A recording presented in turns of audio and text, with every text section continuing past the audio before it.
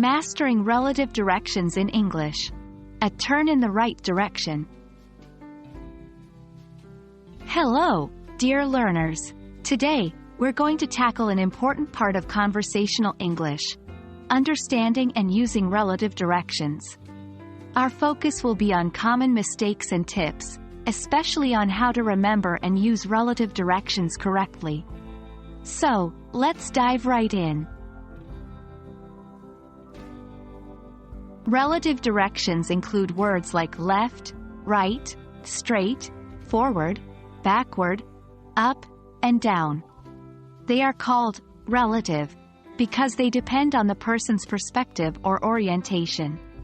Remember, your left might be someone else's right if you are facing each other. A common mistake is confusing left with right and vice versa.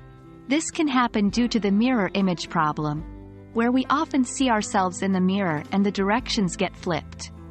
Another issue comes with the terms forward and backward.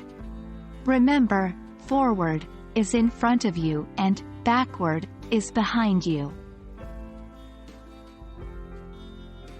1. The left hand makes an L.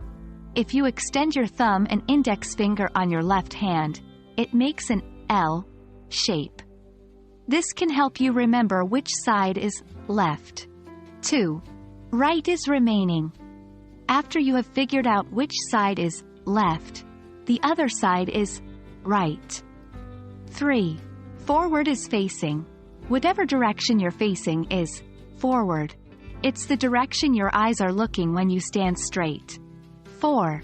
Up is above, down is below. Just remember, up is towards the sky, and down is towards the ground. 1. Visualize the directions. When giving directions, try to visualize the path in your mind. This can help you use the correct terms. 2. Practice through games. Use games that require direction giving to practice, like treasure hunts or virtual reality games. 3. Use landmarks. Using landmarks along with relative directions can make your directions clearer and easier to follow. That wraps up our quick journey into understanding and using relative directions in English. I hope these tips will make it easier for you to remember and use these crucial components of conversation.